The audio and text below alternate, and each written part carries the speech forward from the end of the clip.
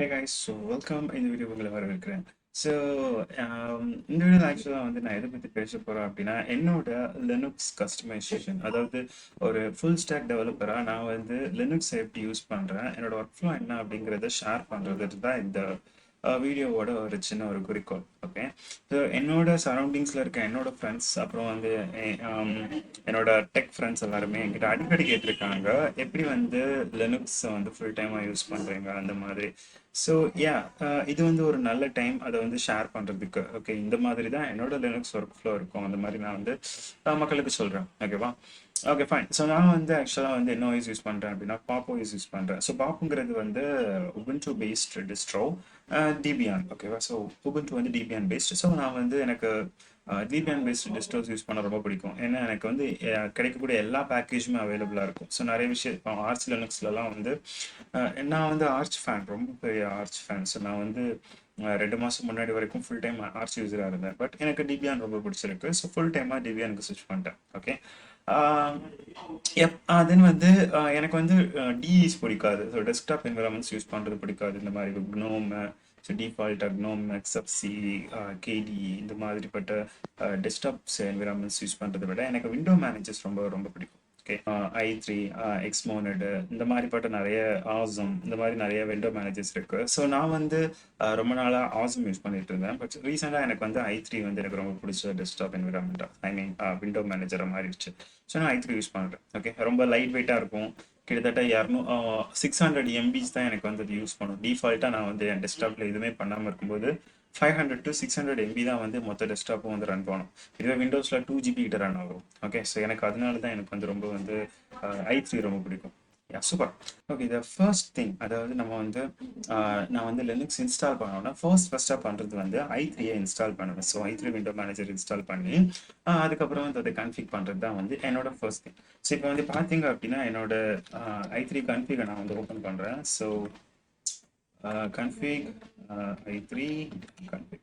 So இங்கே பார்த்தீங்கன்னா சிம்பிளான கன்ஃபிக் தான், எதுவுமே ஸ்பெஷலாக இருக்காது.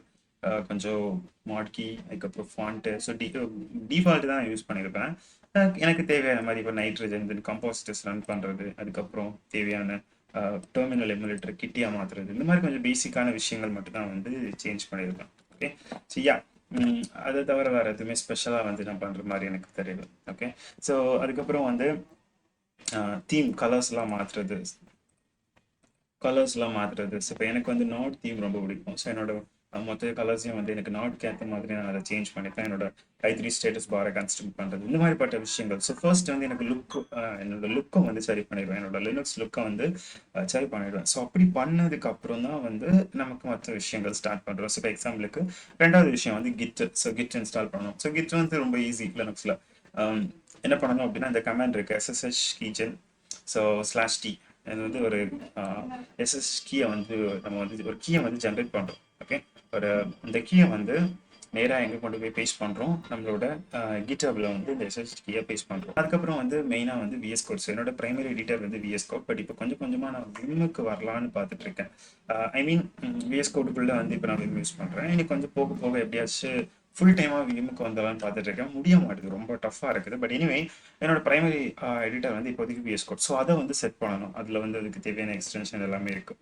ஸோ ஆக்சுவலாக நான் GitHub கூட அதை சிங்க் பண்ணி தான் வச்சுருக்கேன். ஸோ நமக்கு அதிகமான பிரச்சனை வராது. அதுவே வந்து ஆட்டோமேட்டிக்காக சிங்க் பண்ணிப்போம் நமக்கு தேவையான எக்ஸ்டென்ஷன்லாம். ஸோ என்னோட VS கோட் ஓப்பன் பண்ணிங்க அப்படின்னா ரொம்ப மேக்ஸிமம் வந்து வெப் டெவலப்மெண்ட் எக்ஸ்டென்ஷன்ஸ் இருக்கும், அதுக்கப்புறம் ஃப்ளட்டர் எக்ஸ்டென்ஷன்ஸ் இருக்கும். ஸோ யா, அதான் வந்து மெயினாக என்னோட VS கோட். அவ்வளோதான், வேறு ஒரு ஒன்றும் இருக்காது. அதுக்கப்புறம் நமக்கு கிட்டி இருக்குது. கிட்டிங்கிறது என்னோட டெர்மினல் எமுலேட்டர். எனக்கு அது வந்து ரொம்ப பிடிச்சிருக்கு. ஓகே, ஸோ ரொம்ப லைட் வெயிட். இதான் வந்து என்னோட டெர்மினல் எமுலேட்டர். ஸோ இங்கே பார்த்தீங்க அப்படின்னா ஓகே, இதோட கன்ஃபிக் வந்து இங்கே தான் இருக்கும். கன்ஃபிக் ஸோ கிட்டி கன்ஃபிக். இதில் வேறு எந்த சேஞ்சஸுமே இருக்காது. சிம்பிளாக நான் ஃபாண்ட் ஃபேமிலி ஆட் பண்ணியிருப்பேன். தென் எனக்கு ஏற்ற மாதிரி சைஸு, அதுக்கப்புறம் என்னோட கலர்ஸை வந்து நாட் தீமுக்கு ஏற்ற மாதிரி colours, sorry group box theme. எனக்கு இந்த குரூப் பாக்ஸ் தீம் வந்து டெர்மினலுக்கு யூஸ் பண்ணுறது ரொம்ப பிடிக்கும். ஸோ அதுக்கேற்ற மாதிரி என்னோட குரூப் பாக்ஸ் தீம். அவ்வளோதான், வேறு அதில் எதுவுமே இல்லை.